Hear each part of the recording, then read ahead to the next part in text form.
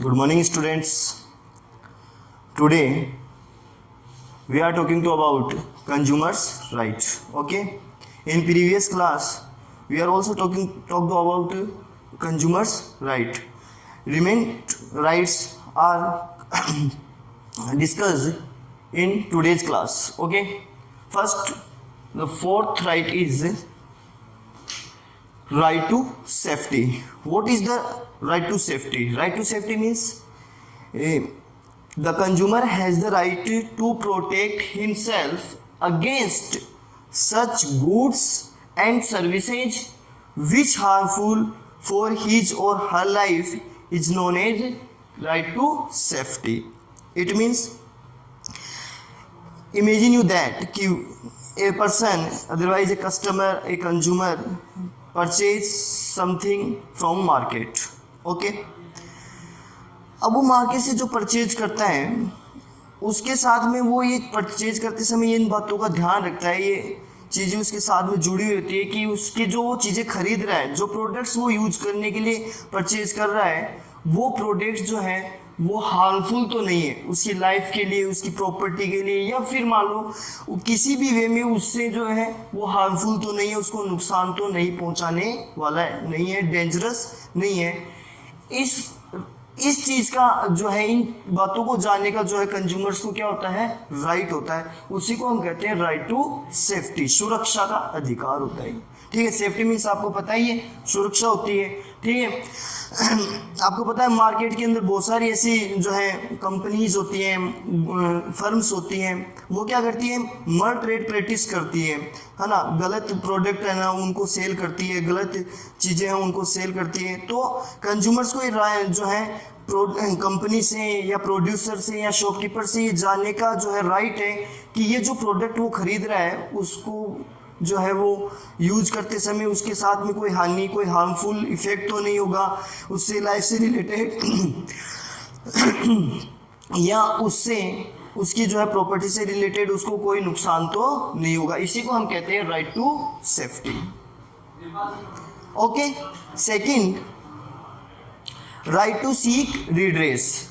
Right to seek redress means क्या होता है, redress means compensation. Redress means क्या होता है, कंपेंसेशन होता है, कंपेंसेशन, क्षतिपूर्ति, हर जाना. मार्केट में हम जाते हैं, मैं एग्जांपल से समझा देता हूँ आपको कि मार्केट में हम जाते हैं, मार्केट से हमने कुछ खरीद लिया और वो मल्टी ट्रेड प्रैक्टिस हो गई हमारे साथ में, या चीटिंग हुआ या फ्रॉड हुई. अब जो है हमें क्या होगा, नुकसान हो गया. अब उस नुकसान की जो है कंपेंसेशन जो है लेने के लिए या उसको गेट करने के लिए हमें सरकार, गवर्नमेंट ने जो है कंज्यूमर को राइट टू सीक मीन्स होता है गेट, और रिड्रेस मीन्स होता है कंपेंसेशन, क्षतिपूर्ति, हट जाना. वो ये राइट टू जो कंपेंसेशन है, रिड्रेस है, इसके थ्रू हम जो है कोर्ट में जाके जो है कंज्यूमर कोर्ट्स के द्वारा हम क्या कर सकते हैं, जितना भी हमें नुकसान हुआ है उसका जो हम क्या कर सकते हैं, कंपेंसेशन जो है प्राप्त कर सकते हैं, गेट कर सकते हैं.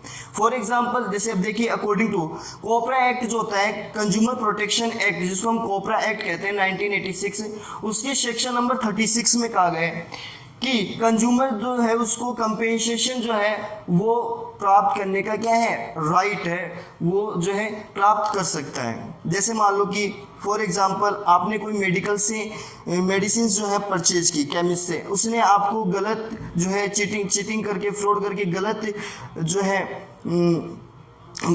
मेडिसिन है वो प्रोवाइड करवा दी. अब उस मेडिसिन का यूज करने के बाद आपकी तबीयत या आपके किसी रिलेटिव या आपके किसी भी व्यक्ति की आपके जैसे रिगार्डिंग है उसकी तबीयत खराब हो जाती है और उसको फ़ायदा या बेनिफिट रिसीव होने की बजाय उसको नुकसान हो जाता है, उसको जो है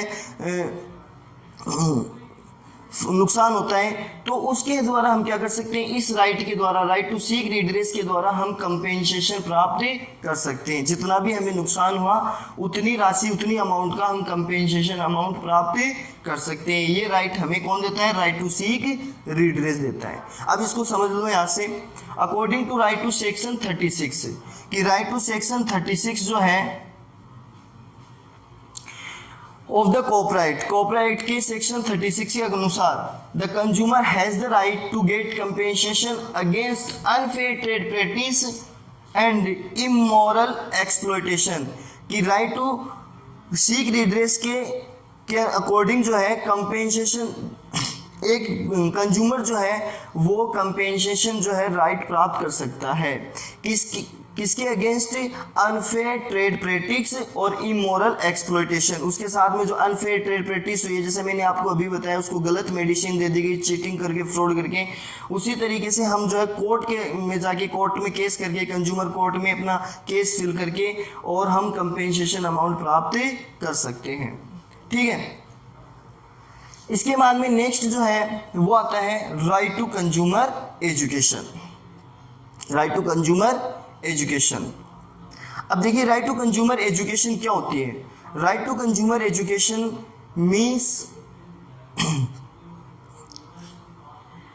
कंज्यूमर एजुकेशन मींस क्या होता है, देखो consumer education means the formal informations about the product which get by the consumers, okay, which get by the consumers is known as, is called consumer education. Is known as भी कह सकते हैं, is called भी कह सकते हैं, उसको हम क्या कहेंगे, कंज्यूमर एजुकेशन। जैसे अब ये कंज्यूमर एजुकेशन होती क्या है, देखो प्रोडक्ट होता है, अपन प्रोडक्ट परचेज करते हैं, कोई भी सर्विस परचेज करते हैं, उससे रिलेटेड हम जो सरकार, गवर्नमेंट या एनजीओज के द्वारा जो नॉन गवर्नमेंट ऑर्गेनाइजेशन होते हैं, नॉन गवर्नमेंटल ऑर्गेनाइजेशन होते हैं, उनके द्वारा हमें जो एजुकेशन दी जाती है ताकि कंज्यूमर्स का जो है मार्केट के अंदर इसका एक्सप्लॉयटेशन नहीं हो, इसके साथ चीटिंग नहीं की जा सके, इसको अवेयर किया जाए। कंज्यूमर एजुकेशन का क्या पर्पज है, कंज्यूमर्स को अवेयर करना, उसको लिटरेट, प्रोडक्ट के बारे में लिटरेट करना, ताकि कंज्यूमर के साथ में मार्केट में जो है क्या नहीं हो उसके साथ चीटिंग नहीं हो सकती, उसके साथ फ्रॉड नहीं हो। इसके लिए हम क्या कर सकते हैं, कंज्यूमर एजुकेशन प्रोवाइड करवा सकते हैं। अब कंज्यूमर एजुकेशन कौन प्रोवाइड करवाता है, गवर्नमेंट प्रोवाइड करवाती है, नॉन गवर्नमेंट ऑर्गेनाइजेशंस वो भी प्रोवाइड करवाते हैं। इसके लिए गवर्नमेंट क्या करती है, या ये नॉन गवर्नमेंटल जो ऑर्गेनाइजेशंस होते हैं, एनजीओज होते हैं, ये क्या करते हैं, जो है टाइमली जो है ये कैंपेन जो है वो रन करते हैं, और उन कैंपेन में अलग अलग कंज्यूमर्स को जो है अपने साथ ऐड करके और उनको कंज्यूमर एजुकेशन प्रोवाइड करवाते हैं। क्लियर, ठीक है, ये आपके कंज्यूमर एजुकेशन हो गई। अब इसके बारे में हम बात करते हैं नेक्स्ट। देखिए ये तो आपके तीनों जो है आपके टॉपिक कंप्लीट हो गया कंज्यूमर्स राइट का, ओके।